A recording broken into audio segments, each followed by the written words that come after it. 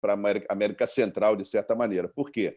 Porque todas as sociedades se uniram, o ECAD é um monopólio legal, autorizado pelo governo, é uma agência de cobrança de direitos, representando todos os direitos. Quais são os direitos? O direito autoral, que é o direito do autor, do direito do editor, e os direitos conexos, onde entra o músico, onde entra o intérprete e entra o produtor. Então, todos os direitos você consegue arrecadar, ele arrecada um valor e divide de acordo a números que a gente convencionou lá atrás, e divide o que é para o autor, o que é para o músico, o que é, enfim, para cada uma das áreas. E, com isso, a gente conseguiu organizar o mercado. Logicamente, foram anos de resistência e anos de trabalho tentando explicar esse direito, que é um direito intangível, né? Nem todo mundo entende, é por questão de propriedade intelectual, algumas empresas, enfim, ou serviços achavam que não tinham que pagar.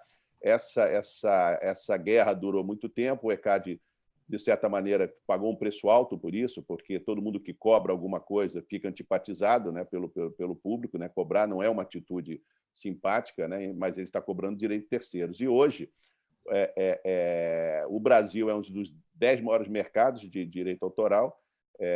O ECAD realmente provou a sua eficiência em vários sentidos, mas, logicamente, a gente sempre exerce muita autocrítica e queremos sempre melhorar, e do ponto de vista das sociedades. Então, assim, nesse momento, a UBC é a maior sociedade de gestão do Brasil, a gente representa 55% dos direitos que o ECAD distribui, mas é uma das 7 sociedades.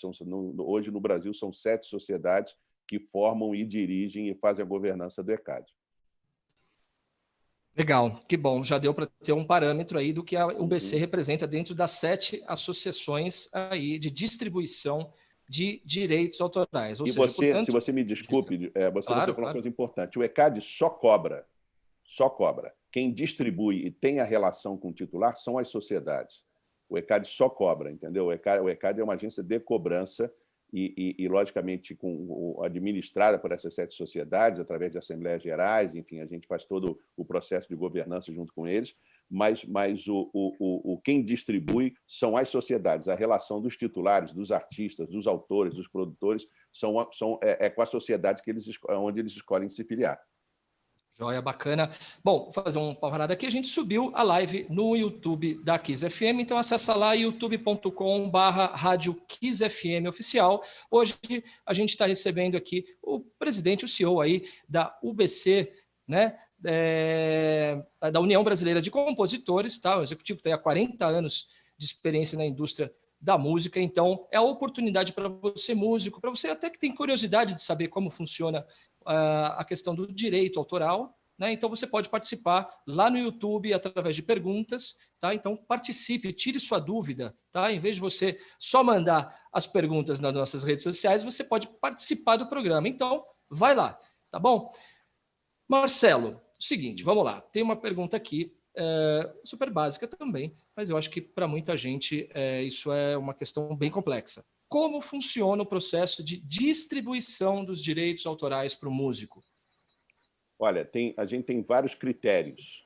O melhor critério é a distribuição direta, né? Então, nesse sentido, primeiro, acho que é uma coisa importante, porque muita gente reclama que não recebe, e quando você vai investigar, enfim, tem determinadas pessoas ou artistas que não recebem porque sequer têm a sua obra documentada. A primeira coisa que você tem que fazer é escolher uma sociedade entre as 7 existentes e trabalhar com elas para documentar a sua obra, toda a sua obra, na fonograma, a tua gravação, enfim, se você é autor da tua obra, você trabalhando essa documentação, esse é o trabalho mais fundamental. Se você fazer isso bem, eu sempre faço uma analogia com certidão de nascimento. Se você errar na tua certidão de nascimento, você vai sofrer o resto da vida tentando justificar que teu nome não é aquele, né? Então, você tem que trabalhar muito a documentação da obra. Depois, uma vez documentada a obra, as sociedades enviam para o ECAD e essas obras ficam ali registradas. Para cada área de atividade, existe um critério de distribuição. Existem critérios de arrecadação e existem critérios de distribuição. Todos esses critérios, as regras de arrecadação e as regras de distribuição, estão disponíveis não só nas sociedades, como também no site do ECAD. A gente trabalha imensamente com isso na UBC, por exemplo. A gente tem uma rede de comunicação muito forte, tem um site muito forte, onde a gente fica esclarecendo dúvidas dos nossos titulares o tempo todo, não só em tempo real, mas também através das matérias que a gente faz. Então, dependendo da área, a distribuição é diferente. Por exemplo, internet, a distribuição é direta, não, porque o que tocou é distribuído. Televisão e rádio, televisão aberta, televisão fechada e os VODs, que a gente chama, o OTT, que é Netflix, a distribuição é direta, porque hoje você tem tudo isso, uma vez documentado corretamente a obra, o trabalho, você tem tudo isso documentado, é fácil você identificar o que toca, a gente tem sistemas para fazer isso. Na rádio, o ECAD desenvolveu, junto com a PUC, uma ferramenta proprietária onde identifica cerca de 98% do que toca nas rádios do Brasil, né? Então, a gente tem uma distribuição quase que completamente direta, eu diria que com 98% de certeza. Nos shows, a gente depende da informação que é dada, que nos é passada pelo produtor. O produtor precisa passar o set list do show, uma vez que já fica definido isso. Então, a nossa obsessão, cada vez mais, é trabalhar pela distribuição direta, é diminuir cada vez mais as amostras, as ponderações, porque hoje em dia, com a tecnologia, você tem cada dia mais condições de fazer distribuição direta. Por exemplo, nos shows grandes, nos festivais, a distribuição é 100% direta, porque tem uma maquininha que o ECAD desenvolveu, que ele coloca lá na torre de som, e toda a obra imediatamente é repassada para um computador dentro do ECAD, e você já vai dividindo qual a parte autoral, a parte do fonograma, quem participou, enfim, você já tem toda essa informação o tempo todo. Então, a gente, cada dia mais, tem a aliança da tecnologia para trabalhar em cima da distribuição direta, para que ninguém saia perdendo, mas, às vezes, é difícil. Entendi. Quer dizer, então, vamos voltar um pouquinho lá no começo. Em relação ao rádio, né? Uhum. Então, a gente recebeu, por exemplo, a PlayX, né? No programa, há um tempo atrás também, que é um sistema de monitoramento. Juliano, é muito bom, Juliano. Juliano é muito bom. Sim. Isso. Foi um papo muito bacana, ele esclareceu exatamente todo esse mecanismo, né? Esse mapeamento de execução de música, isso é muito interessante, coisa que há pouquíssimo tempo atrás nós não tínhamos, né? Era basicamente crawling, né? Essas coisas assim. Então, já em show, né? Essa questão de o produtor ou o músico entregar para a sua associação o seu repertório musical, isso é o que determina se ele vai receber ou não, é isso? Absolutamente, é o que determina. Agora, pode ser um trabalho à mão dupla, né? Primeiro, eu queria esclarecer, por exemplo, com relação a Playworks, que eu admiro muito o trabalho do Juliano, e a gente conversa bastante. Tem uma diferença muito grande entre o que ele apura e o que o ECAD paga, por uma simples razão.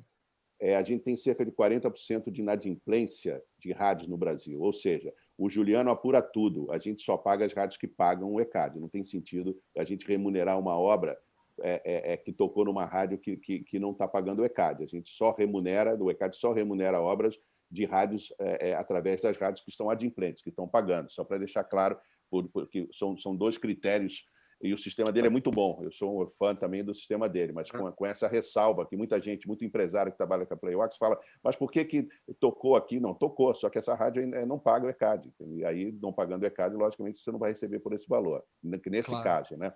No caso dos shows, existe uma responsabilidade legal do produtor do show documentar e mandar primeiro para o ECAD o set list, mas o que a gente pede é que o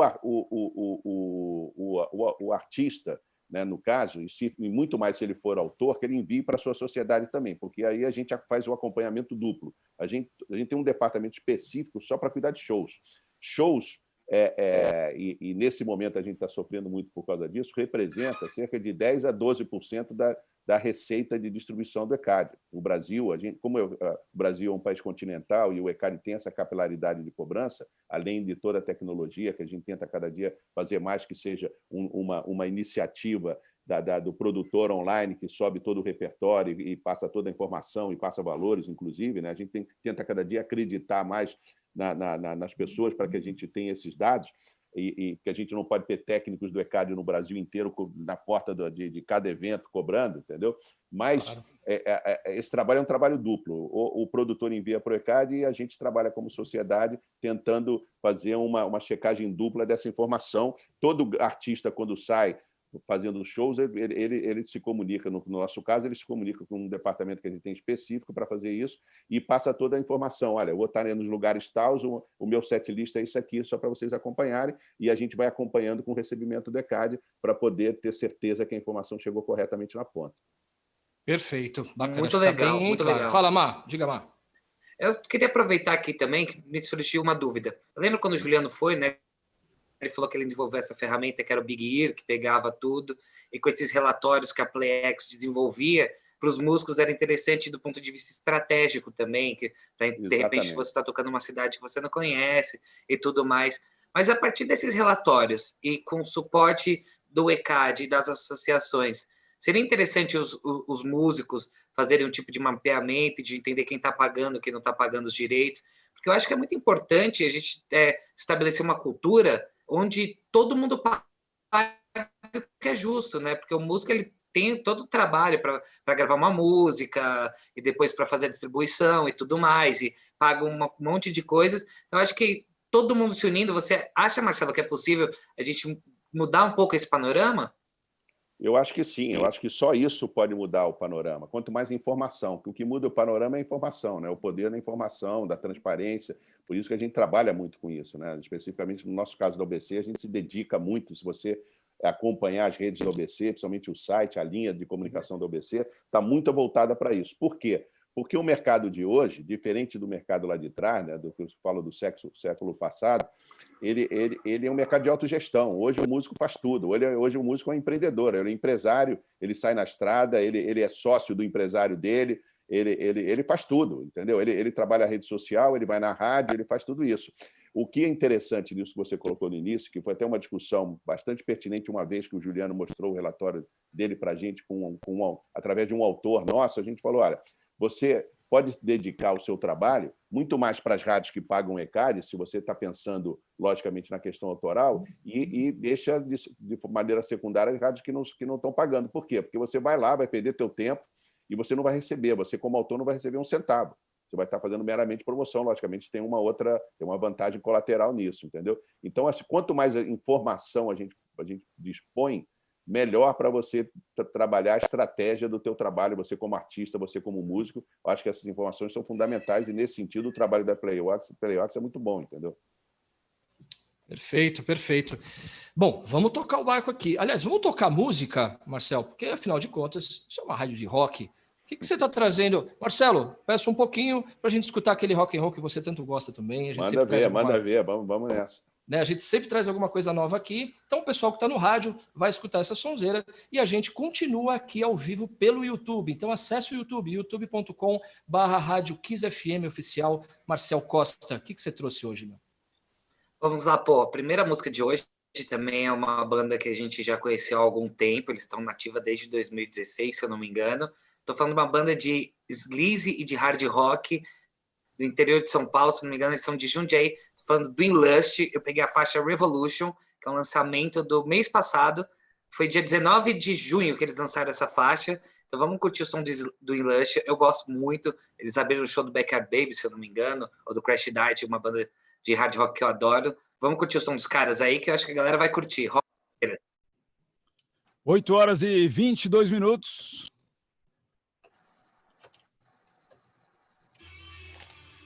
Aí, isso aí. E a gente continua aqui o programa ao vivo pelo YouTube da rádio, né? Enquanto o pessoal do rádio... Aliás, você pode acompanhar também e escutar esse som que está rolando. Então, você pode ou baixar o aplicativo da rádio no seu celular, ou então você pode acessar o kissfm.com.br, vai lá em Ouça ao Vivo, muito simples, você pode acompanhar a programação da rádio por lá também. Então, você escuta o som por lá e aqui...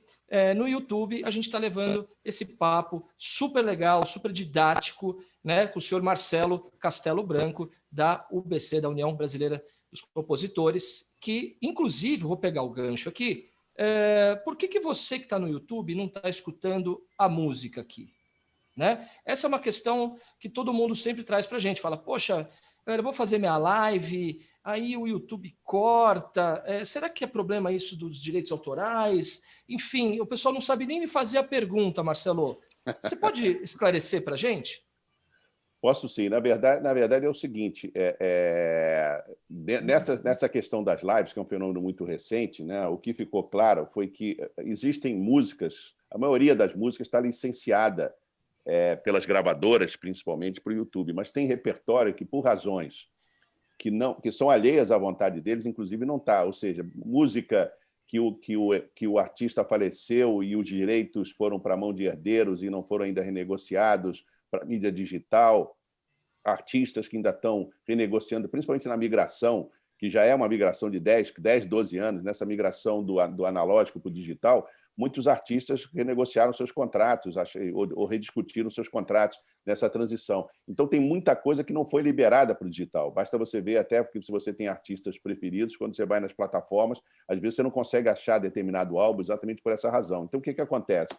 Quando a música sobe nas plataformas, seja o YouTube, Instagram, enfim, as plataformas vigentes, e não estão dentro dessas liberações, os algoritmos, enfim, é tudo feito pela tecnologia, não tem ninguém ali pessoalmente, não tem um fiscal ali que fala tira isso, que isso tem problema, os algoritmos acabam eliminando a música, porque não existe, na hora, o que a gente chama de takedown, né? A eliminação espontânea, imediata, instantânea de uma música não acontece porque ninguém pede, tira isso daí, tira depois que está lá, depois de um tempo. Não aconteceria nas lives. Isso que acontece é porque você acaba tocando, principalmente os DJs, acabam tocando músicas mais antigas ou mais novas, que por alguma razão não está dentro do escopo de direitos adquiridos por aquela plataforma. No nosso caso, lá no ECAD, a gente, como o ECAD representa todos, a gente libera tudo, mas os direitos não são nossos, né? Os direitos são das gravadoras, e cada gravadora, enfim, é produto deles, é um fonograma deles, pode ser até uma gravadora independente. A gente sempre acha, não, vamos demonizar as gravadoras maiores, são multinacionais. Não, pode acontecer que qualquer um não foi liberado, eles acabam baixando o repertório e não deixando tocar, entendeu? Por isso que a gente recebe aquelas notificações, né, no próprio e-mail, né? Exato, no e-mail, às vezes no Instagram. Eu mesmo já aconteceu comigo, que eu escolhi uma música para alguma coisa que eu fiz, um videozinho que eu fiz, e me tira. Aí eu falo, pô, mas eu conheço o dono, eu conheço meu aquele cantor. amigo. Meu amigo, pô, que sacanagem, mas é que por alguma razão tem ali, aí demora 24 horas. Já aconteceu comigo, e 24 horas depois você não precisa mais daquele vídeo, entendeu? Tudo muito instantâneo. É verdade. Ó, acho que a gente vai voltar agora, Rodrigo, é isso? Exato. Estamos voltando aí, 15 segundos. Peraí que a gente já continua aqui, Marcelão. Tranquilo. E não precisa chamar de senhor, nós chamamos de prefiro Marcelo, fica tranquilo. Marcelão chamou de senhor aí, pô, não tem jeito. Tá bom. Agora... Fica à vontade. Obrigado. Tá bom. Revolution com Lutz aqui no Autoral Brasil. Paul Martins, Marcel Costa. É isso aí, a gente ouviu em Lutz, bandaça aí, música novíssima, lançada no finalzinho do mês passado. Então, você curtiu a galera aí? Então procura lá no Instagram para conhecer um pouco mais dessa molecada. É difícil dizer molecada, né? A gente vai ficando velho. Mas enfim, vai lá no @inlutz, tá? Se escreve Lust, né? Lust, que é INLUZT, com Z, tá? Inlust, @inlust, vai lá, procura. Se você curtiu, vai atrás dos caras, que tá todo mundo aí querendo um lugar ao sol, né? Vamos renovar e reconectar esse rock nacional. E hoje a gente está recebendo aqui Marcelo Castelo Branco, presidente aí da UBC, da União Brasileira dos Compositores. E Marcel Costa tem pergunta. Diga, Marcel. Vou aproveitar aqui também, mandar um abraço aí para o Lex, para o Fábio do Lush. Eu queria já separar algumas aqui para a gente já fazer para o Marcelo. A gente trazer essas perguntas do público, né? O Diogo Berlim, né? Nosso amigo da banda Lemac, ele fez uma pergunta aqui que eu achei muito interessante, Marcelo. Como posso migrar de uma arrecadadora para outra? Ele, de repente, está em alguma outra arrecadadora e ele quer mudar para a UBC. Como que ele faz esse processo? Olha, esse processo é muito fácil. No Brasil, eu brinco muito que é muito mais fácil você trocar de sociedade de gestão do que trocar de banco, por exemplo. Você troca em 24 horas. Você apenas comunica, enfim, você apenas comunica a sociedade onde você está, que você está saindo, né, por uma razão de elegância, de bom trato, e a sociedade nova envia para o ECAD, envia para a sociedade anterior um comunicado. Você tem datas mensais, onde todo mês tem uma janela onde você pode mudar de sociedade, você pode migrar de uma sociedade para outra, sem menor prejuízo do tratamento da sua obra. Essa é uma das grandes alquimias do sistema de gestão coletivo brasileiro. Por quê? Porque todas as suas informações e teus dados estão na base central de dados do ECAD. Então, você muda, você dormiu uma sociedade e você acorda outra, entendeu? É tão fácil assim. É o sistema mais fácil e mais democrático, que eu diria, porque nas sociedades internacionais, quando você vai migrar, você tem que avisar 6 meses antes para mudar no ano seguinte. No Brasil, não. No Brasil, você pode mudar uma vez por mês, não tem nenhum custo a pagar, não tem nenhuma taxa, não tem nada disso, porque as sociedades são absolutamente gratuitas, né? Esse serviço é um serviço gratuito que a gente presta. Então, a migração é uma migração muito fácil. Você pode mudar de uma sociedade para outra. E cada sociedade tem o seu perfil. E todas cobram o mesmo, porque o valor cobrado é um valor estabelecido por lei. É muito simples. 15%, que 10% fica dentro do ECAD para fazer o trabalho dele de arrecadação e 5% fica com as sociedades para fazer o trabalho de distribuição e atendimento aos seus titulares. Simples assim. Joia, maravilha. Bom, vou pegar o gancho do Marcel aqui e vamos para as perguntas que, aliás, está rodando bastante questionamento aqui. Então, vamos por partes. Não vai dar para atender todo mundo, mas na medida do possível, a gente vai trazer para o Marcelo. Marcelo, é o seguinte, tem uma pergunta do Tiago Canato aqui, né, um questionamento deles. Boa noite, Branco. Boa noite, Marcelo. Boa noite, pessoal da Kiss. Boa noite, Paul. Gostaria de saber do Marcelo o seguinte. Tenho uma banda, mas fico inseguro com relação a plágio e, por isso, nunca as divulgo em redes sociais. Quais os passos devo seguir para divulgar sem correr riscos relacionados a plágio e como requerer os direitos autorais? Você vê que são perguntas básicas, mas essa dúvida existe, Marcelo.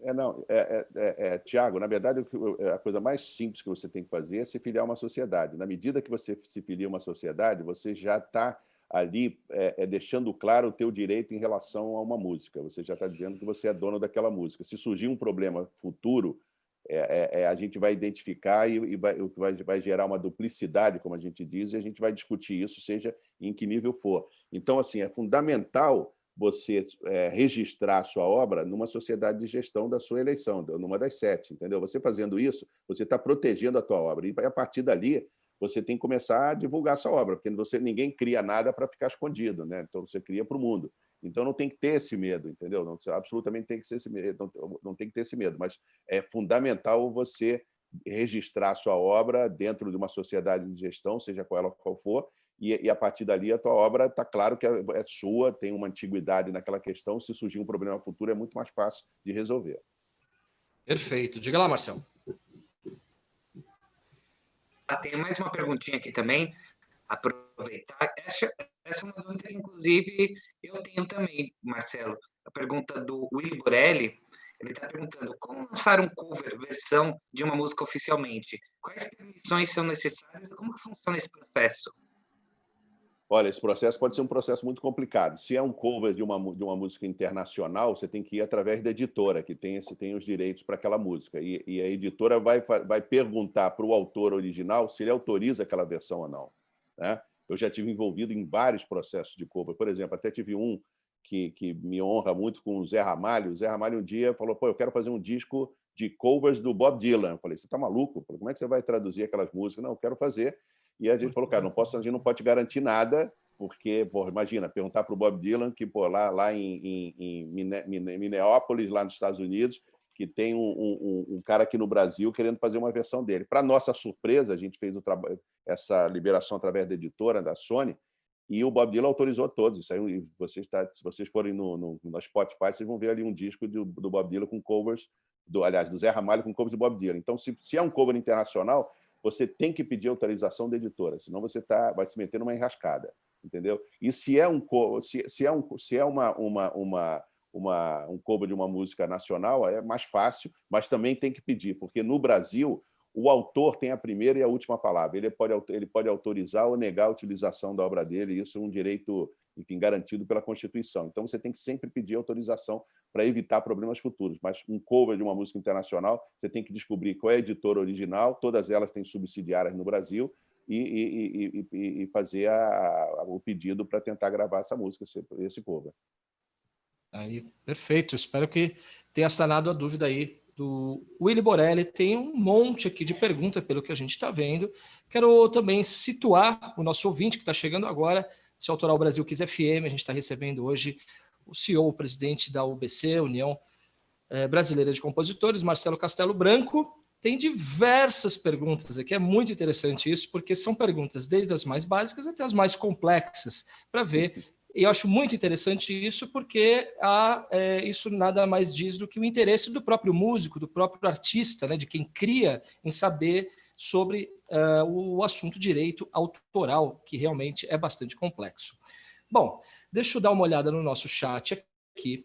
Vamos lá. Então, quero dar um alô aqui para o próprio Willy Borelli, que fez a pergunta aqui, obrigado. Para a Margarete Trindade, que está aqui com a gente, o Cleiton de Souza, a Mari Pucci, o Sam Lucas, Rodolfo Rodrigues, salve, Rodrigo. O Smash Adams também está sempre conosco aqui. O Jones Otts, autoral, show de bola, valeu, meu querido. Nilson Silva está aqui com a gente hoje. O Sam Lucas também está comentando aqui algumas questões que a gente vem conversando. O Howard Oficial sempre conosco.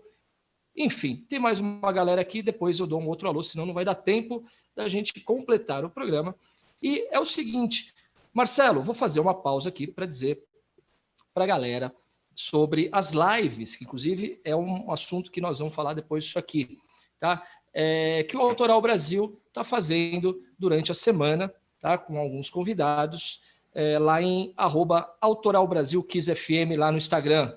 Tá? Então, o que a gente fez? A gente convidou duas mulheres extremamente interessantes, que são super bem relacionadas no universo do rock and roll, né? Então, quer dizer, são pessoas que agregam informação, tá? Não tem nada disso de bonitinha, não. Agregam informação. São pessoas que conhecem e conhecem pessoas, né? Para isso que existe o programa. Não é mesmo? Então, a gente convidou a Fernanda Ferrer, que é apresentadora do Metal Domination, né? Então, todas as segundas-feiras, ela faz uma live conosco, né, a partir das 8 da noite, e às quartas-feiras tem a Madame Mim, que é ex-VJ da MTV, e também encabeça um projeto muito legal que chama Uma Banda por Dia, e também vocalista da banda Virgo. Marcel Costa, diga pra gente, para os nossos ouvintes, quem são os convidados dessa semana? Na verdade, a gente vai encerrar esse ciclo, né, com a Madame Mim e com a Fernanda Ferrer. A Fernanda, ela vai fazer a última live da Fernanda foi com o Max do Crisium, e a Madame Mim falou com a Carox ontem, que foi um papo incrível. Inclusive, quem tiver a fim de ver todos esses papos, só corre no nosso Instagram, @AutoralBrasilKissFM. Lá tem todas as lives, as entrevistas, tanto a Fernanda quanto a Madame Mim fizeram. Então, tem muito papo legal. Ontem o papo com a Carox do Miami Tiger foi sensacional, e em breve, provavelmente na semana que vem, a gente já vai estar com novidades nesse quadro de lives dentro do Autoral Brasil. A gente vai trazer para vocês, e aí qualquer novidade a gente vai estar falando para vocês aqui no ar. Lembrando que quem passou por aqui, passou a Carox do Miami Tiger, passou o Marco Doni, da guitarrista do Madame Inc., passou o Fábio Mosini, da Laja Records, e também passou o Rodrigo, do Dead Fish. Foram todas entrevistas que fizeram com a Madame Inc.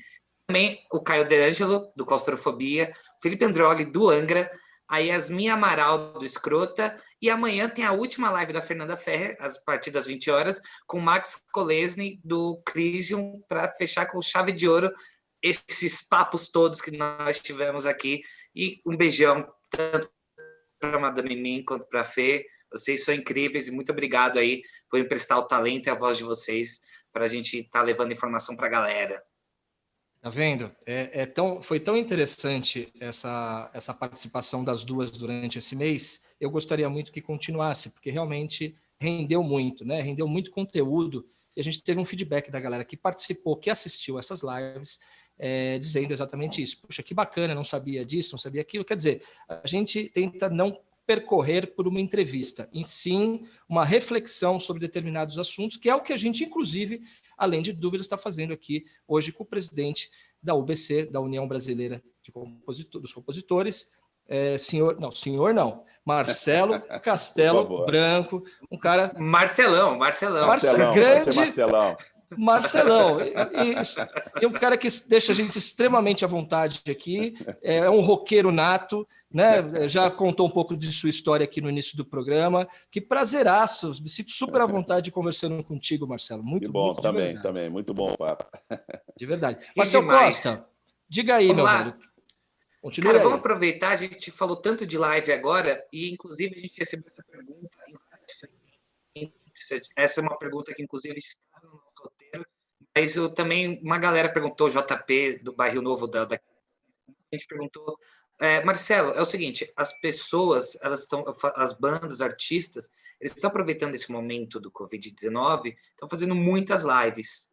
Eu acho que existe um certo mistério quanto a isso. As pessoas não sabem muito bem como funciona a precificação dessas lives, para quem tem que pagar, como que arrecada, como que é feita a cobrança, a distribuição. Você consegue elucidar um pouco para a gente como que está funcionando essa questão das lives? Lógico. Na verdade, assim, como isso é um modelo novo, a gente ninguém tinha pensado viver. Nenhum de nós pensou estar nessa situação nesse momento, ou ter passado por esses 100 dias que a gente passou até chegar a essa conversa aqui. Mas quando surgiram as lives, num primeiro momento, a gente achou, principalmente no YouTube, que a gente estava, do ponto de vista de ECAD, né, esclarecendo, do ponto de vista do direito autoral, a gente achou que já estava protegido pelo contrato vigente. E depois, com o tempo, e isso demorou 2, 3 semanas, a gente com essas dúvidas e conversando com as sociedades lá fora, a gente viu que o ECAD ele tem uma ferramenta que se chama-se Content ID, que ele reconhece as obras quando elas aparecem lá, e essa ferramenta, nas lives, na maneira instantânea das lives, as obras, as músicas não estavam sendo identificadas, por várias razões. Primeiro, porque o conteúdo das lives patrocinadas, é bom dizer que eu estou falando agora das lives patrocinadas, depois eu falo rapidamente das lives que não têm patrocínio nenhum. Mas o problema todo entrou nas lives patrocinadas, que essas lives estavam entrando no YouTube com um pacote de comercialização fechado, nem o YouTube conseguia monetizar, e todo o dinheiro autoral que é pago pela plataforma é pago com os anúncios que eles colocam ali. Como eles não conseguiam monetizar, os compositores estavam perdendo, enfim, perdendo receita e perdendo dinheiro nessas lives. A gente chegou a várias simulações, conversou com empresas e sociedades do mundo inteiro, e a gente chegou a uma conclusão que era importante fazer uma cobrança para as lives patrocinadas. Então, o ECAD estabeleceu, num primeiro momento, que ia cobrar isso, depois sentou com as editoras, porque são direitos diferentes. O ECAD pode cobrar gestão coletiva, as editoras cobram nas lives patrocinadas a associação direta ou indireta das marcas com aquelas músicas. Porque você, com aquelas marcas d'água que você coloca, aqueles produtos todos que estavam ali dentro das lives, tinham produtos associados a músicas e os compositores não estavam recebendo. Então, a gente acabou chegando a um consenso de uma cobrança de 10%, de 5% pelo ECAD, 5% pelo lado editorial, cada um cobra o seu direito, e as lives patrocinadas a gente começou a trabalhar dessa maneira. Já tem 10 dias, enfim, algumas já tinham pago, outras não, a gente está fazendo esse trabalho agora. Não existe necessidade de pagar as lives que não têm patrocínio, aquelas lives absolutamente espontâneas, e que aqui cabe ressaltar que os artistas fizeram e continuam fazendo um papel maravilhoso nessa pandemia, de deixar as pessoas menos solitárias, tocando, aparecendo, enfim, esse trabalho, e ninguém quer e quis em nenhum momento prejudicar isso, ou seja, existe uma flexibilidade quase que absoluta em relação a isso, porque a gente não quer prejudicar e não quer evitar que isso aconteça nesse momento difícil. Mas dentro das lives patrocinadas, que começaram a movimentar um dinheiro muito importante de patrocinadores, através de um marketing de guerrilha que eles fizeram no primeiro momento, aí a gente acabou chegando à conclusão que os compositores estavam sendo, enfim, prejudicados, não estavam recebendo, e o que movia aquela live é o repertório, é a obra, é a criação deles também. Então, o que eles faziam, eles têm direito a receber alguma coisa. O artista estava recebendo através do patrocinador direto, né? Os patrocinadores estavam pagando diretamente os artistas, como continuam pagando até hoje. Então, a gente estabeleceu esse pagamento, tem critérios que estão lá no site do ECAD, em função do valor da produção, do valor do cachê, mas de uma maneira muito tranquila, enfim, para que a gente não interrompa esse ciclo de solidariedade, vamos dizer assim, que os artistas iniciaram durante esse período de pandemia, entendeu? Acho que foi esclarecedor, né? Essa é uma dúvida constante, ainda mais nessa época aí que está todo mundo fazendo live a todo momento, né? É uma coisa assim incrível, né? Não sei como é que a internet aguenta aí das 6. Não, é importante, Paul, esclarecer, desculpe, só acrescentar claro. que se a tua live fica na plataforma, né? Porque tem lives que acontecem e desaparecem, ou desaparecem na hora, ou desaparecem 7 dias depois, ou 30 dias depois, até porque o artista não quer uma relação longa com aquela marca. Primeiro que vai atrapalhar o trabalho de venda dele de outra live, né? Se você fez uma live para um produto e fica lá, e o cara vai falar: você já fez tantas lives, eu não quero mais contratar você. Então ele tira aquele repertório. O repertório que fica depois de um determinado tempo entram no sistema de pagamento normal, ou seja, a gente está cobrando o direito autoral pelo momento específico da live patrocinada. Depois que ele entra, ele tem um pagamento através dos convênios que a gente já tem com as plataformas, entendeu? Mas, Marcelo, mesmo você baixando, né, fazendo um download dessa live, porque é possível, né, você fazer o download da live, Isso. Você pode hospedar no YouTube, e aí, como fica? Olha, não vai dar para a gente controlar tudo isso. A gente sabe que tem um sistema, entendeu? Inclusive, a gente atribuiu essa prática até dezembro para aprender com esses modelos de negócio, porque tem vários modelos de negócio surgindo. Hoje você já tem o show corporativo online, né? As marcas estão contratando artistas para fazer show só para aquela base de clientes, né? Bancos estão fazendo isso, convenções estão acontecendo no ambiente online. O cara entra para falar com os funcionários e, de repente, entra um artista, 2 artistas, um comediante, um cantor para fazer o seu trabalho. Então, a gente está mapeando todos esses modelos de negócio para ver de que maneira, porque eu acho que as lives elas vieram para ficar, lógico que não com essa frequência, com essa violência que a gente tem hoje, né? Que é aquela brincadeira que você abre a geladeira, tem uma live lá dentro, tem live para tudo que é lado. Porque a gente espera voltar para uma vida mais normal, onde a gente vai sair e vai fazer outras coisas. Mas é uma grande ferramenta, principalmente para os artistas mais novos, para todo mundo, para chegar a audiências maiores, né? Claro, isso é fato, né? É um modelo de negócio que veio para ficar, né? Mesmo a gente saindo dessa pandemia, dessa loucura toda, isso é fato, né? A gente sente isso também, já até no próprio diálogo e na troca e negociação com empresários e artistas, a gente já vê que isso superfaturou, que não importa a minha opinião, mas eu acho um pouco absurdo nesse momento, mas enfim. Vou pedir também um tempinho aqui, Marcelo, que a gente vai tocar som, então a gente aproveita esse momento para curtir um som do cantor, compositor e produtor Landau, querido Landau, um cara com mais de 20 anos de carreira entre as músicas, e que entre músicas autorais e misturas inusitadas sempre soube unir o melhor do rock com o melhor da música brasileira. Um sonsaço também veio da inscrição ali na nossa bio de Autoral Brasil. Então, a gente vai aí, né, Brancão, com Landau, com a música Retrovisor. Sonzeira, bora lá.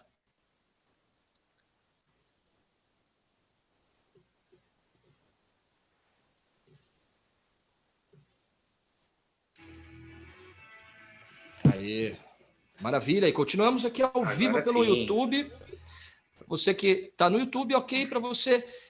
Quero lembrar que você pode escutar pelo rádio também, né? Então vai lá no kizfm.com.br, ouça ao vivo, você pode escutar esse som que está rolando no rádio também, pelo rádio, né? Mas pelo streaming, tá? E continua aqui com a gente, traga a sua pergunta, já vou voltar para o chat com o Marcelzinho, a gente tem mais pouco tempo de programa, não vai mais dar tempo de tocar música, mas a gente vai terminar esse assunto interessantíssimo sobre direitos autorais com o presidente da UBC, Marcelo Castelo Branco. E vou pedir, Marcelo, se você puder ficar, além do tempo aqui do rádio, mais uns 10 minutinhos conosco no YouTube, eu te agradeceria muito. Tá ótimo. Tá ótimo. Perfeito. Vamos lá. Marcelo, você apontou, tem alguma questão? Aproveitar que eu não sei se essa questão... A gente pode começar aqui o papo, de repente, quando a gente for para o ar, a gente pode elucidar também essa questão.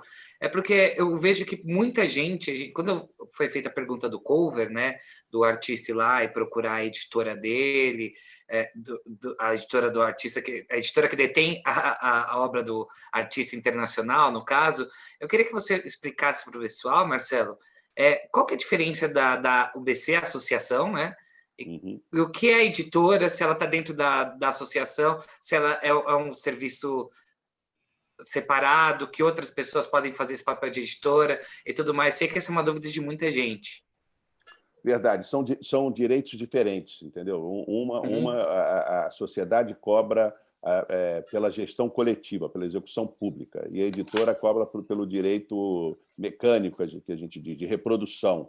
São direitos diferentes que você tem quando você numa mesma obra, entendeu? Então, as próprias editoras estão dentro do ECAD, estão dentro da UBC, mas elas são organizações absolutamente independentes. Elas têm o negócio delas, elas gerem o negócio delas de maneira completamente independente. Elas fazem o negócio delas.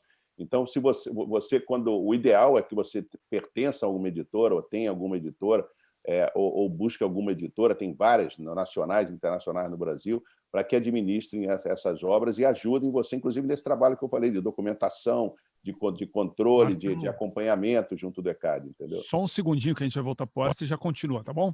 Perfeito. Retrovisor com Landau. Comentei aqui que é clássico, porque vocês lembram que o retrovisor do Landau é uma coisa bonita, uma peça prateada, grande, né? Daqueles carros clássicos. Quem tinha um Landau incrível era o Mano Brown, né? Que eu moro perto do Mano Brown, ele tinha um verde que era assim, maravilhoso, né? Lowrider.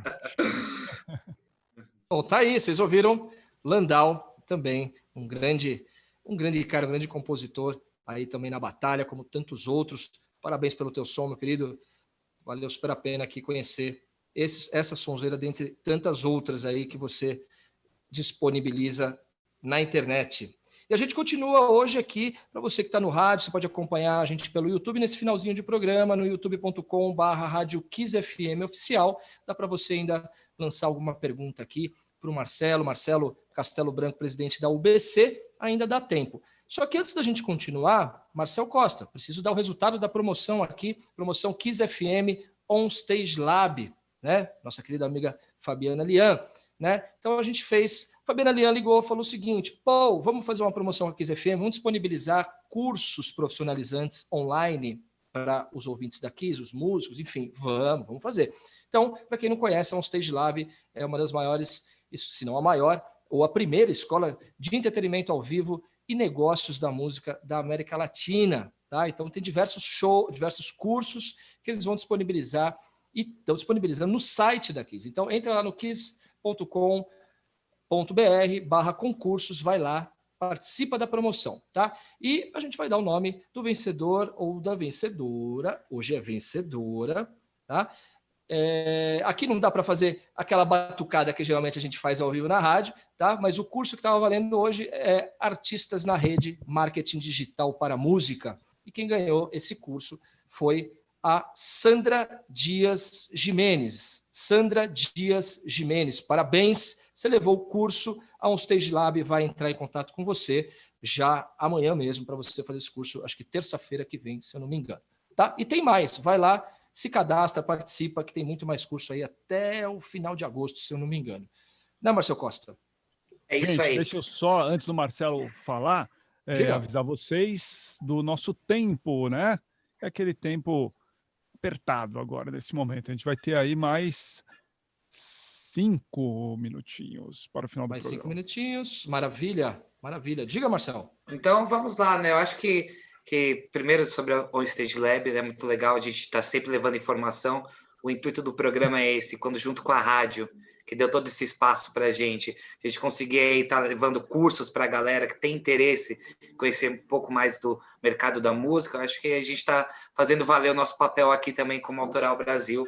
Muito massa. E, Marcelo, não sei se a gente está falando sobre editoras, né? Acho que a gente consegue, em 2 minutinhos, explicar para o nosso ouvinte qual que é a diferença da associação e da editora? Exato. Não, a sociedade, como eu estava falando, cuida exclusivamente, a sociedade e o ECAD cuida exclusivamente de gestão coletiva, de execução pública, pelo direito de execução pública. Já a editora tem um trabalho de representação muito mais amplo. Quando uma vez você é representado por uma editora, ela trabalha o teu repertório do ponto de vista promocional, sincronização, comerciais, e o direito mecânico, que é o direito de reprodução, que está presente em todas as obras, assim como a execução pública também. Por isso que o direito autoral ele é complexo, entendeu? Ele tem várias representações diferentes, várias possibilidades diferentes, por isso que é muito importante para quem está aqui nos ouvindo se informar melhor. Isso pode se informar pelo site da UBC, pelo site do ECAD. Todas essas perguntas que você fez, se a pessoa mergulhar no site da UBC, ela vai ver que tem respostas para tudo, né? Tem uma explicação absolutamente de tudo que a gente está falando, do que é o seu direito, como você tem que fazer, se é necessária editora, se não é necessária editora. Para cada caso é um caso, para determinadas pessoas atendem muito bem, para outras eles preferem ter uma administração própria da obra deles, enfim. Mas é muito complexo mesmo, não dá para, em 2 minutos, é pouco para poder explicar isso, mas são direitos diferentes.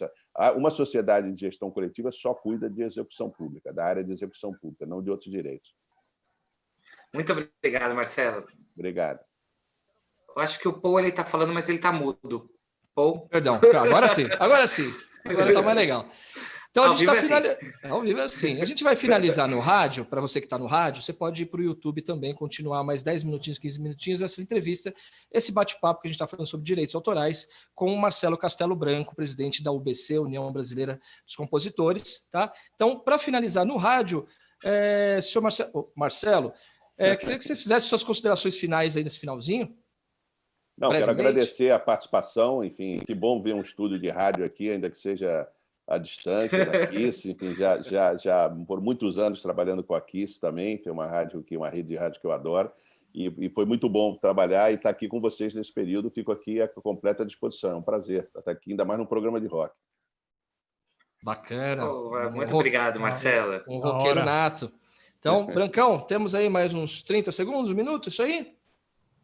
Não, vou dar uma choradinha para você, 1 minuto e 20. É tudo cronometrado. É duro não estar no estúdio, mas é extremamente interessante, né? Fazer programa ao vivo, cada um num canto. Isso é fantástico, isso é fantástico. Bom, pessoal, é o seguinte, esse é o Autoral Brasil Kiss FM. Obrigado a todos vocês que acompanharam o programa de hoje e que nos acompanham sempre, a galera que conecta e que também que nos assiste no YouTube, por streaming, ou também nos ouvem pelo rádio também, a todas as pessoas que se movimentam aí para divulgar o programa. Eu quero agradecer imensamente em nome do Autoral Brasil. A gente acompanha vocês, tá? Não achem que não, a gente acompanha toda a equipe, a Cecília, a Fanny, todo mundo, a gente acompanha vocês e os seus compartilhamentos. É muito bom ter vocês aí do lado, espero que a gente sempre possa trazer informação para todos os músicos e a quem desejar, tá? Lembrando que eu sou Paul Martins, você pode ir lá me seguir no Instagram, o Marcel Costa também, o Rodrigo Branco também, o programa também, e eu queria agradecer imensamente a presença do Marcelo Castelo Branco, presidente da União Brasileira dos Compositores. A gente continua esse papo agora no YouTube, youtube.com/Rádio Kiss FM oficial. Cola lá. Apresentação, Paul Martins, Marcel Costa, Rodrigo Branco. Produção, Cecília Gomes. Assistente de produção e mídias sociais, Degrau e Fanny Moraes. E quero agradecer também imensamente ao nosso diretor artístico, Boss Evaldo Vasconcelos, por essa oportunidade, Autoral Brasil. E terminamos aqui, Rodrigo, é isso? É isso aí, valeu, Marcel Costa. É nóis, Rodrigão. Obrigado, Marcelo Castelo Branco, Paul Martins. Então, até quinta-feira que vem, 20 horas, com mais um Autoral Brasil, mas continua no YouTube, né? Isso aí. Isso aí. No YouTube. Maravilha. 8h56, vamos fechando aqui no rádio. Maravilha. E continuamos ao vivo aqui pelo YouTube da Kiss FM. Então, vamos ao YouTube. Estou aqui na tela de frente para o Marcel, para o Rodrigo e para o Marcelo, mas vou dar uma olhada aqui no nosso YouTube. Deixa eu dar um salve ao Maurício Diogo, que está sempre com a gente. Também salve, nação, salve, Maurício, Alexandre de Santana, está aqui conosco também. A Força do Rock, eu acho extremamente interessante. A Força do Rock está conosco também. É um internauta aqui que diz o seguinte: precisa ter mais 30 minutos de programa. Está muito interessante para as bandas. Olha que legal, isso é fantástico receber essa devolutiva dos nossos ouvintes e principalmente dos músicos aí que estão também na cola do Autoral. Afinal, a gente tenta trazer a melhor informação de qualidade, quentinha, direto da fonte. Tanto é que o Marcelo está aqui hoje falando sobre distribuição de direitos autorais. Tem mais pergunta aqui. Não sei qual fazer primeiro. O Marcel Costa com certeza sabe. Pô, posso?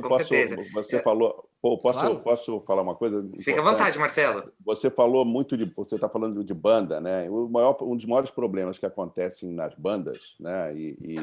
Eu vivi e vivo isso todos os dias, quando você começa a trabalhar, todo mundo é amigo, todo mundo está ali na boa e tal, e você não define bem o papel de cada um, né? Então, assim, toda banda tem o cara que escreve, tem um autor, ou tem o trabalho de composição é coletivo. Eu quero aproveitar esse momento, esse programa, né, que a gente está falando de direito autoral. Essa é uma das maiores razões de crises de banda no mundo inteiro. Bandas terminaram por causa disso, né? Se você não define bem essa questão desde o início. Tem bandas que definem que as composições pertencem a todos, porque existe colaboração na hora do estúdio, na hora que você está ali mixando, ou na hora que você está gravando, enfim, no arranjo. Tem bandas que deixam muito claro que tem uma dupla de compositores, ou tem um compositor, né? Você vê Legião Urbana, Renato Russo, não tinha discussão, depois foi entrando Dado, não sei o quê. Enfim, é muito importante, esse é um conselho que eu dou para as bandas, definirem esses papéis o mais rápido possível e com muita justiça. Né? E com muita justiça. E, logicamente, que esses papéis podem mudar, porque em algum momento, por alguma música, o papel pode existir um trabalho de coautoria, enfim, mas é muito importante enfrentar esse problema na hora certa, porque depois, se você não resolve isso, depois dá muito problema. Nossa, muito bem colocado, muito bem. Esse realmente, até aí eu já falo como músico, né? E toco em bandas e tal. Essa é uma questão super delicada, que precisa ter muita maturidade desde o começo, né? De um projeto de banda para fazer essas divisões, na verdade. Afinal de contas, depois a banda estoura, né? E aí, como é que fica, né? Fica aquela. Você deve presenciar isso o tempo todo. E tem muitos modelos. Eu tenho um modelo que eu gosto muito, por exemplo, que eu não vou citar a banda, mas quando eles dividem tudo pelo número de integrantes, vamos dizer que são 5, inclusive o empresário, o quinto é o empresário, né? Inclusive o empresário, que é um amigo deles, enfim, e deu certo a vida toda, e dá certo. Mas quando vai para a questão autoral, eles não dividiram. Porque eles não dividiram. Na questão autoral, o cara que era o compositor manteve a composição. Hoje, você tem uma tendência muito grande, isso é um conselho que eu dou para vocês, conselho não, sabe, idiota, mas hoje tem uma tendência muito grande de ter muitos compositores. Muita gente. Eu até brinco que hoje o cara entra no estúdio com uma pizza e ele vira coautor, entendeu? Ele assina ele é coautor. É verdade. Você tem hoje em segmentos que não é o rock and roll, como o funk, principalmente, onde você tem 14, 15 compositores numa faixa. Você vai para o reggaeton nos Estados Unidos, existem já faixas com 20 compositores. O que é mentira. Né? Assim como é uma mentira lá atrás, quando teve o axé, onde você via empresário-compositor. Então, assim, na minha visão, tem que ser o compositor real, tem que ser o cara que realmente, efetivamente, contribuiu e trabalhou naquela composição.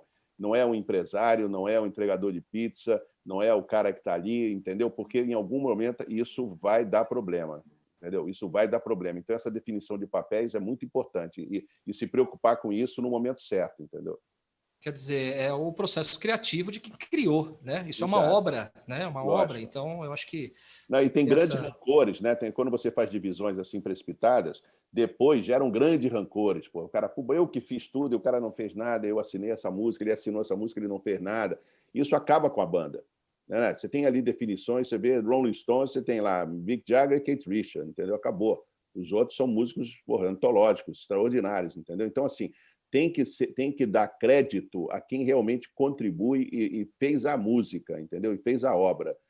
Outros arranjos na parte autoral, cedo ou tarde vão dar problema. Exato, é verdade. Eu vou aproveitar, Marcel, só um instantinho, eu vou aproveitar aqui. Eu li uma pergunta no chat que ficou lá para cima, eu vou buscar quem fez, tá? Mas eu achei pertinente também. Ele diz lá que tem uma loja, né? E que tem um som ambiente. Né? Nós fizemos, a gente sabe como funciona, mas eu queria que você explicasse para o nosso ouvinte como que funciona esse tipo de arrecadação e distribuição.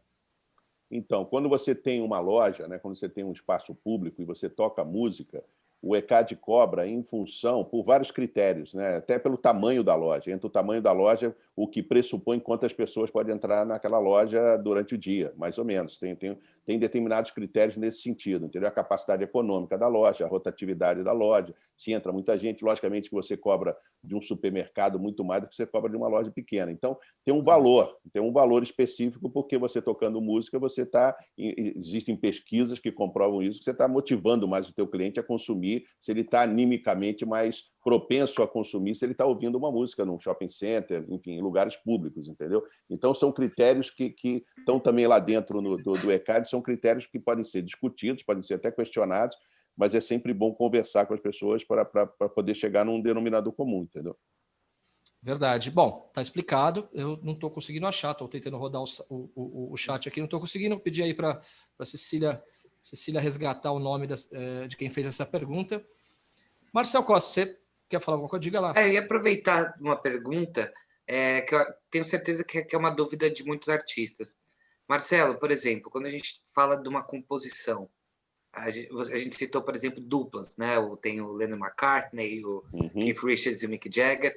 Quando a gente fala de composição, a gente está falando da letra ou do arranjo, da melodia, harmonia, tudo? Como dividir tudo isso dentro do aspecto? Eu tenho certeza que tem muita gente do lado de lá que está com essa confusão na cabeça agora, a partir da sua explicação. Como que você acha que é o ideal, no mundo ideal, como seria, como que divide cada peça? Olha, essa é a pergunta de 1 milhão, na verdade, né? Porque assim, quando você tem 2, é muito fácil, é 50% para cada um, né? E quando você tem 2. Quando você tem mais que 2, tem 4, você vai para 25, 25, 25. Novamente, depende muito de cada contribuição. Por exemplo, naquele famoso sucesso latino Despacito, o Luiz Fonsi, que é um dos autores, a contribuição dele foi justamente o refrão. E o refrão define a música. Com isso ele ficou. Depois entrou o Justin Bieber e pediu mais 25%, no remix, logicamente. Depois entrou o Daddy Yankee, que é o cara do reggaeton, e pediu mais um percentual e também fez a parte dele. Então, você tem que ter um critério de justiça que os criadores mesmo vão ter que arbitrar. Não é fácil você atribuir os percentuais, entendeu? Tem que tentar colocar um conceito de justiça aí no meio. Porque no passado, honestamente, esse é um problema que não acontecia muito. Por quê? Porque a criação, no passado, era um ato mais solitário, né? O cara, assim, existia um grande compositor que baixava a luz e ele fazia a composição, ele criava, né? Todos esses caras, Bob Dylan, você imagina, porra, é só dele, ele não compõe com ninguém. Aliás, tem muitos compositores que odeiam compor em conjunto. Eles se intimidam, eles não conseguem criar. Depois começou as duplas de criação. E hoje você tem coletivos de criação. A gente, inclusive, promove alguns coletivos de criação para as pessoas se conhecerem e comporem junto, e às vezes são 4, 5 pessoas, e às vezes chegam mais. O cara chega lá, ouviu a música, está passando pelo corredor do estúdio, ouviu a música, e aí dá uma palavra, mas aquela palavra, sem aquela palavra, a música não estouraria, não aconteceria. Às vezes também isso, essa coisa é muito, muito subjetiva. Às vezes, por causa de uma palavra, a música só estourou por causa daquela palavra. Entendeu? E aí esse cara vai ficar com 5% porque proporcionalmente ele contribuiu menos, ou ele fica com 50% porque a palavra dele foi que mudou o jogo, né? Mas é muito importante definir isso antes na hora da criação. E essa é uma dificuldade que os artistas têm, que os autores têm, todos nós temos, ainda mais no Brasil, porque a gente não gosta de discutir negócio, a gente acha que é feio discutir negócio, né? Você está ali no momento de criação maneiro, está todo mundo ali abraçado, motivado, não sei o quê, corta um pouco o barato. Mas quando você, 2 dias depois, se você não resolveu essa questão, ela começa a gerar problema. E quando você lança, mais ainda, entendeu? Já existem casos no Brasil, vocês estão acompanhando nesse sentido. Então, assim, eu acho que é muito importante estabelecer um critério quando o trabalho é coletivo, quem contribui, quem não contribui, quais são os percentuais que cada um vai ficar, se é mais de um compositor, se são 3 compositores, pode ser 40, 40, 20, entendeu?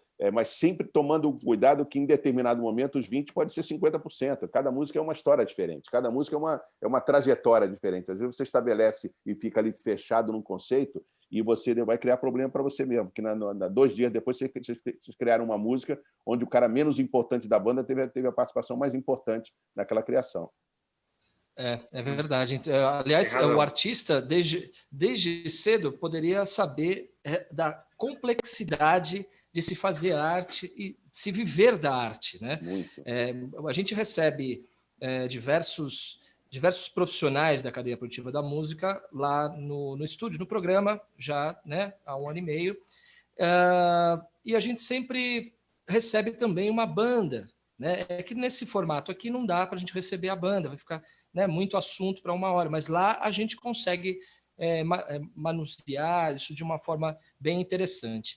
Agora, as bandas chegam lá e as bandas chegam todas alvoroçadas, não só porque está na rádio, mas porque muitas vezes está do lado de um profissional, né, que pode dar alguma oportunidade, né, se a música quer, né, tal, aquela coisa toda.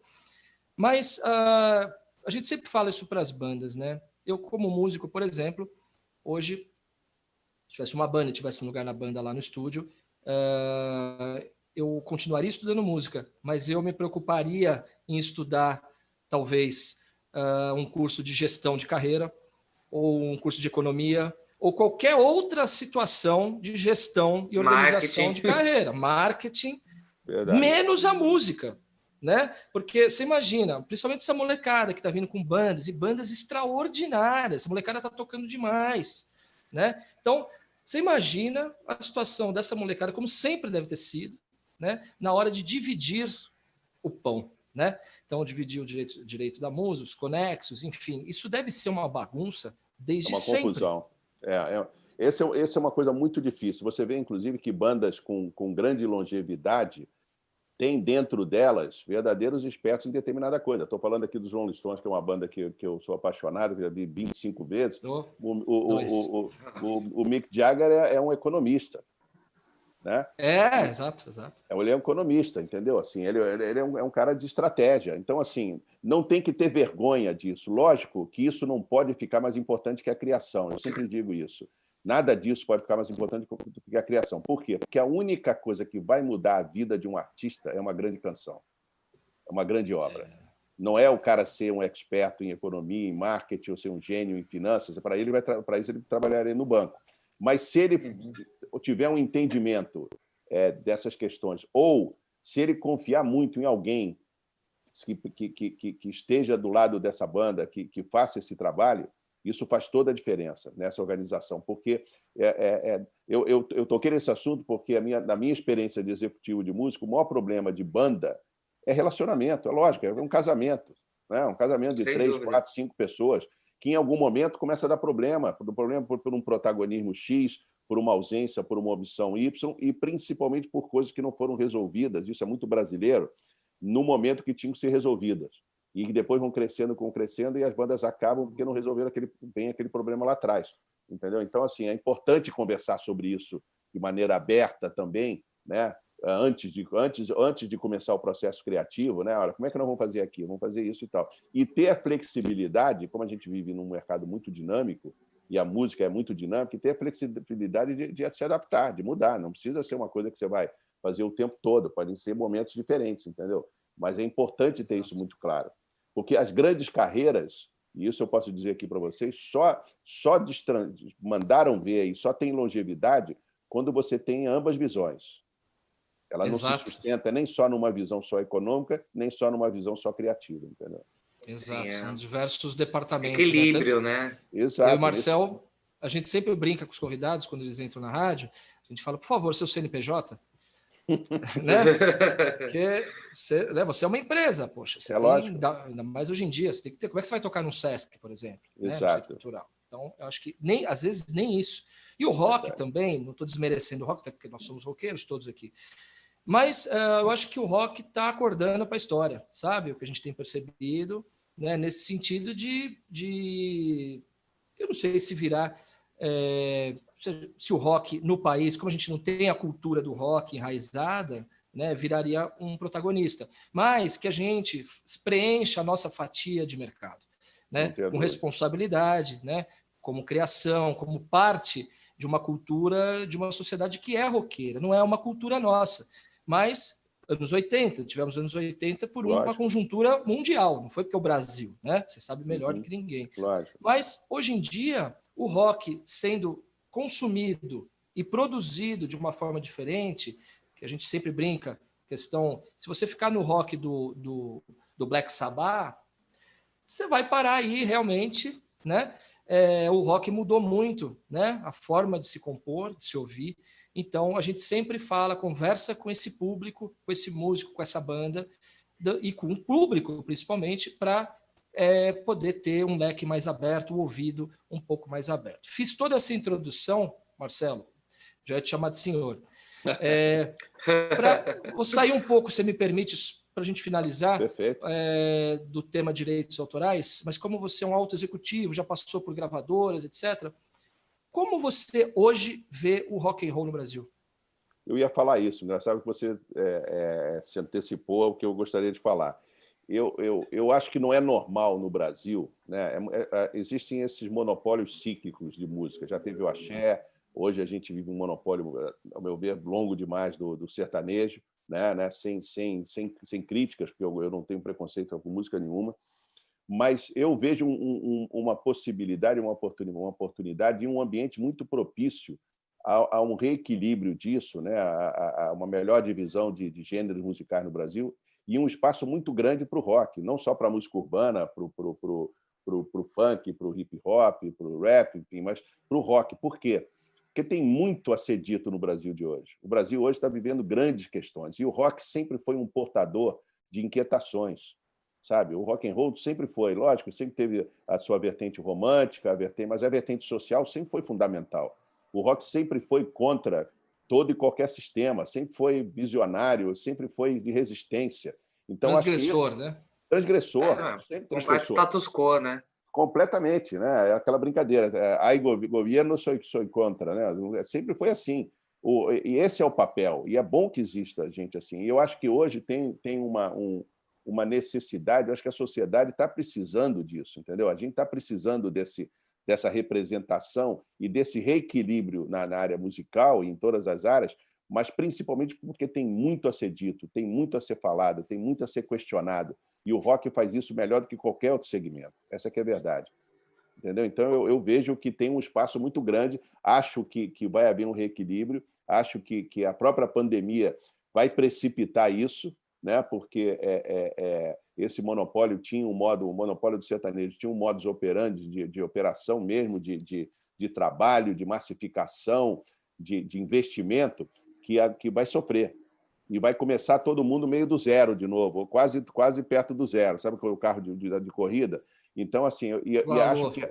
Exato, eu acho que as ansiedades, os questionamentos de toda a população, principalmente da juventude, da garotada, enfim, eles estão querendo ouvir coisas mais inteligentes, estão ouvindo coisas, enfim, menos sexistas às vezes também, entendeu? Assim, mais equilibradas em todos os sentidos. Tem grandes questões do mundo e do Brasil inteiro, o racismo, governamentais, inquietações, enfim, tem gerações que foram anestesiadas, entendeu? Eu vivi, o que me levou para a música foi esse movimento. Eu aprendi a falar inglês lendo letra de encarte de vinil, entendeu? E me formei politicamente através dos artistas e dos livros, mas principalmente através dos artistas. Então, essa formação, inclusive política, de uma garotada de hoje, eu acho que o rock tem um papel a desempenhar por aí. Tem um papel importante para desempenhar por aí. E acho que outros segmentos também vão rever, vão amadurecer na sua forma de comunicação e vão migrar um pouco para esse lado também.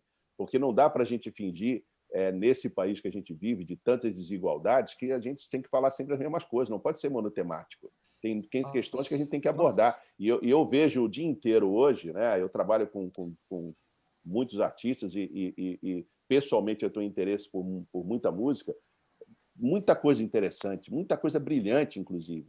Muita coisa brilhante, sabe? E que precisa de espaço. Então, eu acho que precisa de mais espaço nas rádios, precisa de mais espaço nas televisões. Acho que a internet está empurrando tudo e todos, por um lado muito bom, entendeu? Assim, tem aquele comportamento onde a internet repete os meios tradicionais, que são os mais massivos, blá, blá, blá, mas tem muita coisa interessante acontecendo que está ganhando espaço. E não dá para esconder mais, entendeu? Então, eu confio que tem um espaço muito bom e promissor para o rock brasileiro. Poxa, que maravilha. Olha, e principalmente, fazendo assim, a gente teve a possibilidade, em tempos recentes, anteriores, de se discutir a democratização dos veículos, né? Ou seja, isso foi pauta, isso foi assunto. Eu mesmo, particularmente, participei na NERJ lá, algumas coisas. Quer dizer, isso era um tabu, e isso foi colocado como pauta.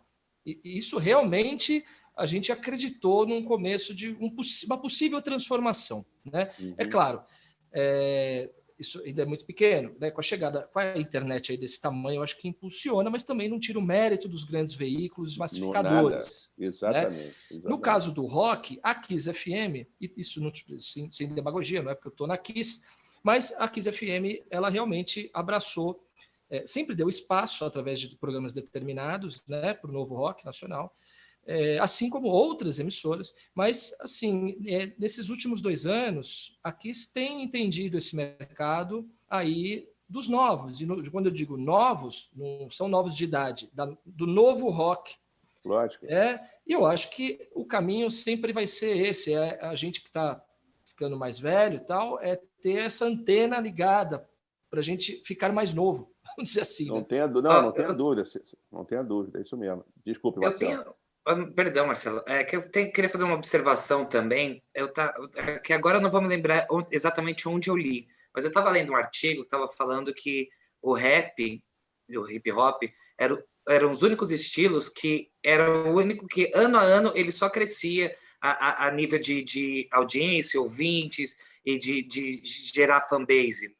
E eu acho isso muito interessante porque eu vejo no hip hop hoje que por mais que não seja um estilo que está presente na grande mídia, mas você vai ver o número dos artistas, um Baco Exu do Blues, um Rincon Sapiência, o Rael da Rima, o Rashid, você vê que eles têm números gigantes, assim. Então, eles estão conversando principalmente com o jovem, eles estão conversando muito com a periferia, e eu vejo que o rock, o rock ele poderia fazer exatamente esse mesmo papel. Inclusive o rock e o rap, tantas vezes eles se juntaram durante o caminho e funcionou tão bem. Se eu acho que talvez lá atrás, né, com o Run DMC, lá nos anos 80, né? E o Aerosmith. Exato. E eu acho que você, como acompanha o mercado assim, de uma perspectiva muito mais profunda do que a gente, mais que a gente estude, vá atrás, queria saber se você acha que no mundo dos feats, né, que hoje agora todo mundo está fazendo feat, você acha que o rock e o hip hop, como estilos musicais transgressores que são, eles não poderiam, nesse momento, principalmente a gente olhando para o Brasil agora, para o mundo, para todas as questões que estão aí em pontos de ebulição, você não acha que talvez seria um momento assim, de uma união mesmo, desses artistas procurarem, inclusive a gente tem algumas informações do Ed Rock com os Titãs, mas a gente pode falar muito, mas eu acho que talvez seja um caminho. Eu concordo plenamente contigo. Assim, e honestamente eu não tinha pensado nisso até você falar. Então, se isso acontecer e eu puder ajudar, eu vou dar crédito para você. Porque eu vejo isso. Eu estava, por exemplo, tem uma banda que a gente trabalhou no projeto Impulso da UBC, que foi a Mulamba, entendeu? Nossa, que é uma adoro. banda espetacular. Sensacional. Então, a gente fez na UBC um projeto que eu gostei muito, que foi... Nossa, parabéns. Desculpa, Marcelo, parabéns eu acompanhei. Exatamente. Sensacional. Então, a gente vai repetir, não vai poder repetir esse ano, porque esse ano vai ser um ano completamente nefasto, né, desse ponto de vista, para a gente poder investir, mas vai voltar a partir de janeiro, uma segunda etapa. A gente terminou esse projeto agora. E hoje eu estava ouvindo uma menina da igreja lesbiteriana, Beatriz, né? Acho que é Beatriz, espetacular. Então, assim, eu acho que essa união do rock com o hip hop, enfim, no Brasil, é quem tem mais a falar agora, é quem tem mais alguma coisa a dizer, entendeu? Então, acho que ela é bem-vinda. E eu vou até conversar com alguns diretores artísticos, amigos de companhias e tal, até tentando falar sobre isso. Aí eu procuro você aí, te dou crédito nessa história, porque realmente eu acho que tem tudo a ver, entendeu? Eu acho que você é muito bem-vindo. Mas principal, para mim, essa questão dos duetos, dos feats, né, que viraram os feats. Antes, quando você anunciava uma participação especial, a participação especial era uma coisa porque acontecia... Um acontecimento. Hoje foi banalizado. Por quê? Porque virou uma ferramenta de marketing. E tem que ser uma ferramenta de afinidade, não tem que ser uma ferramenta de marketing. Tem que ser você ter uma identificação como artista, os dois artistas genuinamente, ou até provocados pela companhia, mas verdadeiramente interessados em fazer alguma coisa em conjunto e ter... Porque você percebe, vocês são profissionais também, e vocês percebem claramente quando é uma mera ferramenta de marketing. É fake. É fake. Sim, E aí dura, sei lá, dura uma semana na plataforma e desaparece. Entendeu? E às vezes esses feats de artistas brasileiros com os artistas internacionais, que também foi um recurso que a gente usou muito, mas hoje também foi meio banalizado, entendeu? A não ser que eles se conheçam, senão não adianta nada, entendeu? É só uma ferramenta de, na verdade, e assumidamente é para você utilizar a rede dos outros, né? A rede do outro artista para aumentar a tua rede de influência, de cobertura. Mas eu sou mais idealista nisso, eu acho que só se justifica quando artisticamente se justifica. Eu concordo plenamente. Assim, Sabe? eu acho que é que a gente chega. Eu acho que talvez essa discussão que a gente levantou agora é exatamente ali aquele fio da navalha entre a hora de você ser artista, de você ser músico, e quando você tem que entender o mercado, que você não pode ser só isso, você não pode ser só aquilo. Dependendo da maneira que você faz esse tipo de featuring, eu acho que fica muito claro o que você é nesse momento. Se você está fazendo isso como artista, se você está fazendo isso como marketing, ou se por acaso é uma coisa muito legal que os dois se juntaram e funcionou e pode ser benéfico em ambos os aspectos, né? Lógico, entendeu? Assim, eu acho que hoje, para mim, honestamente, banalizou demais, entendeu? Então eu identifico, eu que estou no meio e conheço, enfim, por isso é só uma ferramenta para você ter mais seguidores ou estar no top 200 do Spotify, ou ficar número 1 durante 2 semanas e qualquer coisa nesse sentido, entendeu?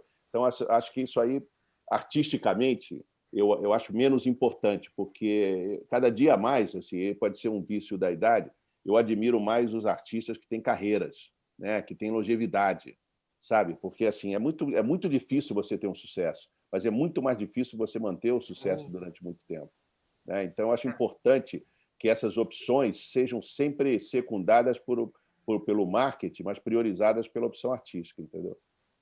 Claro, Meu, o famoso produto, né, Mar? É lógico. Meu, cara, isso você falando agora, Marcelo, ontem eu estava ali no YouTube, sabe? Quando não tem nada na TV, eu fui lá passando os vídeos, e aí o YouTube me deu uma sugestão do Cat Stevens, né? Cantando Father and Son, ele gravou faz 2 semanas atrás. Aí, sei lá, né? Eu falei, puta, faz tanto tempo que eu não ouço falar de Cat Stevens. Aí quando eu cliquei para ver lá, que era só ele tocando e tal, eu falei, tipo, porra, meu, tinha lá uns 700 mil plays em uma semana. Eu falei, cara, meu, a gente não ouve mais falar desse cara, mas ele ainda é relevante pra caramba pra muita gente. Porque a obra dele é incrível, saca? A obra é incrível. Cara, e a obra dele, depois que ele se converteu para o islamismo, virou né? Yusuf, né? Exatamente. É espetacular também. É interessantíssimo.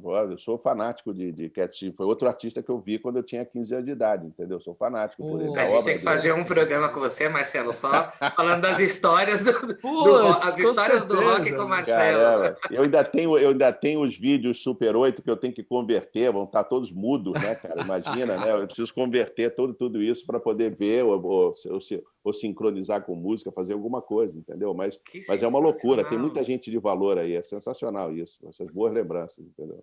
Nossa, muito massa, muito massa. É muito louco, né? Porque a gente está falando do Cat Stevens, mas Paul também, imagino que você também falou do Mulamba agora, tem muitos artistas, né? Como a gente não está aqui só no rock, a gente está também com a galera do hip hop, da MPB e tudo mais, música instrumental que a gente gosta bastante. Então tem muito artista que quando eu descubro, às vezes o cara tem uma carreira já relativamente longa, tem uns 2, 3 discos gravados, aí eu vou ouvir o trabalho e falo, cara, meu, por que eu não vi isso aqui antes? Como que isso aqui não tinha chegado até mim antes, sabe? E talvez, por mais que não seja alguém que esteja nos holofotes, não deixa de ser um artista de carreira, né? Porque ele já tinha um trabalho muito bom, ele só não teve tantas possibilidades, de repente, oportunidades, ou não soube aproveitar as que teve, também acontece. Mas você sabe, assim, uma coisa que se pode servir para consolo para muita gente, o talento é fundamental, mas ele não decide tudo, né? Tem vários outros fatores. Tem a sorte, você estar no lugar certo, na hora certa, encontrar as pessoas certas para trabalhar. Tem muita gente talentosa, e eu trabalhei com muita gente talentosa, que não virou, que não fez sucesso por alguma razão, por um azar, entendeu? Por uma injustiça do destino. Eu digo, essa carreira é uma carreira muito difícil, não é justa, entendeu? Eu posso dizer, 40 anos trabalhando ela, não é justa.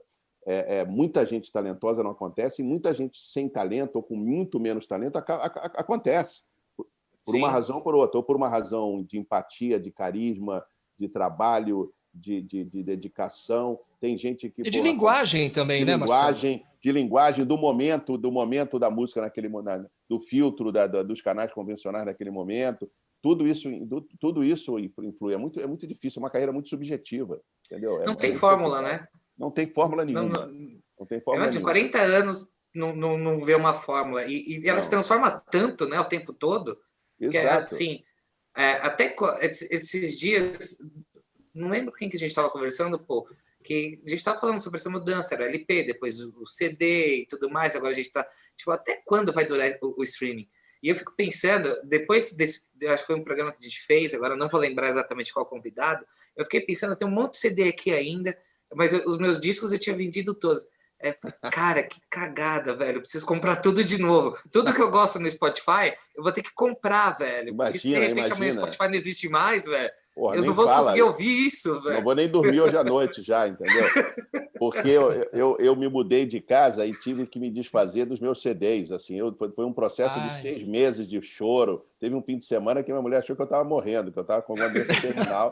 Que eu fiquei naquele exercício de tirar as capas e olhar, e cada capa tinha uma lembrança, tinha uma história, tinha uma reunião de marketing, tinha uma intervenção, né? São 40 anos. Pô. Se você, assim, hoje, quando eu ligo o rádio, pô, dependendo da rádio que eu ligo, eu trabalhei com quase todo mundo que está ali, direto ou indiretamente em algum momento, ou fui concorrente em algum momento, conheço todo mundo. Então, assim, foi doloroso. Então, se desaparecer o streaming assim da noite para o dia hoje, eu estou acabado, entendeu? Porque onde é que você vai resgatar essa... Agora, é perigoso, porque tem muita coisa que você tem em vinil, em CD, que, por causa do tema de direitos, não foi passado para o streaming, né? E outra coisa, o problema é que o streaming, você acaba se acomodando. É muito bom, porque você imagina, você tem ali 40 milhões de discos e você pode passar anos pesquisando e conhecendo coisas e garimpando coisas. Do ponto de vista de conhecimento, é muito mais fácil do que você ficar procurando CDs fisicamente. Mas, assim, como eu sou mais velho, a experiência de ir para uma loja de disco, né? Quando eu vou ir para Los Angeles, que ainda tem loja, eu fui para o Japão, que eu já fui 3 vezes, eu deixo a minha mala e vou para uma loja de disco e fico ali perdido o dia inteiro, ali olhando aqueles vinis, olhando aqueles discos, mesmo que eu não possa trazer, te dá um prazer diferente, entendeu? Mas a transformação principal foi que a música se transformou de um produto num serviço. Sim. Hoje ela virou um serviço. Então, a gente tem que se adaptar a isso. Também não adianta, assim, eu não vou me entregar minha vida à nostalgia. Eu estou aqui para produzir, para trabalhar e para entender o momento que a gente está vivendo e se adaptar. Acho que é a maneira mais inteligente. Entendeu? Claro, com certeza. Até porque a gente estava falando daquele fã incondicional do Black Sabbath, né? Que não está disposto, a gente tem que se antenar, não tem jeito, né? Não, vamos nos atualizar. Maravilha. Marcelo Castelo Branco. Senhor Marcelo, não. Marcelo. Cara, Marcelão. Olha, foi um prazer, assim, muito grande mesmo, demais. Acho que foi um puta papo. A gente estendeu aqui mais meia hora além do programa. Foi muito bacana. Dá para a gente fazer diversos programas, né, sobre música, que seria muito interessante. Eu agradeço imensamente a sua disponibilidade, a sua participação aqui no Autoral Brasil. Coloco também o Autoral Brasil à disposição também da UBC, em qualquer sentido. A gente acompanha, eu, particularmente, Marcelo também, a gente conversa. Eu falo mais com o Marcelo que com a minha esposa. A gente está muito antenado tudo que está acontecendo. A gente não conseguiu falar sobre Fala do Juntos pela Música, né? Estava no roteiro. Estava no roteiro, inclusive, mas não haverão outras oportunidades e a gente pode também falar durante o programa, avisar o pessoal e informando na medida do possível, tá? Então, eu te agradeço imensamente aí pela aula que você nos deu hoje aos nossos ouvintes e aos músicos. Nada, eu que agradeço vocês dois, agradeço a rádio, a aula quem teve também fui eu, aprendi muito com vocês hoje, não tem a menor dúvida. Se a gente acredita. Pode acreditar, a gente aprende sempre. Obrigado, Marcelo, obrigado, pô. Valeu, um abraço. Foi muito legal. E eu queria só aproveitar também, claro. Só fazer aqui uma colocação. O Paul já falou, né, os nossos canais, independente de USP, que estão abertos, porque o BC precisa da gente. A gente faz muita questão, porque a gente gosta de estar do lado e trabalhar com pessoas assim que a gente sabe que vai agregar muito e que tem esse mesmo amor que a gente tem pela música, o mesmo carinho. E ainda mais 3 roqueiros aqui junto, né? Quando a gente fizer essa coisa do hip hop, aí vamos fazer um documentário, 4 com branco, vamos fazer um documentário. Essa aqui tá gravando, a gente usa essa entrevista para foi ali aquela ideia do hip hop. Maravilha. Não, pode contar comigo também. E quando você estiver aqui em São Paulo, quando esse filme tenebroso acabar, vai ser um prazer enorme a gente receber no estúdio mesmo, bater um papo, depois a gente toma um vinho, uma pizza, um suco, enfim. Tá combinado. Isso já é um compromisso que a gente tem aí para se conhecer pessoalmente com prazer, tá bom? Boa. Com certeza. Tá feito o convite. Maravilha, aceito. Maravilha. Um abraço para vocês, boa noite para vocês aí, todo mundo. Boa noite. Um abraço, boa noite, Marcelo. Obrigado. Muito obrigado. Agradeço a vocês, ouvintes, aqui também, que tiveram presente, as bandas, aos músicos. Hoje a gente recebeu Marcelo Castelo Branco, presidente da UBC, União Brasileira de Compositores, um belo papo. Esse vídeo vai ficar lá, fica aí onde você está conectado, para você assistir depois e recomendar esse vídeo também para o seu companheiro músico, enfim, para quem você quiser. Agradeço a audiência de sempre. Semana que vem a gente traz mais informação através do Autoral Brasil Kiss FM. Obrigado, Marcelo. Marcelo, meu querido, valeu. Brancão, aquele abraço, meu amigo. Valeu. Tchau, Branco. Tchau, gente. Valeu, Marcelo, Marcel, Paul. Tchau.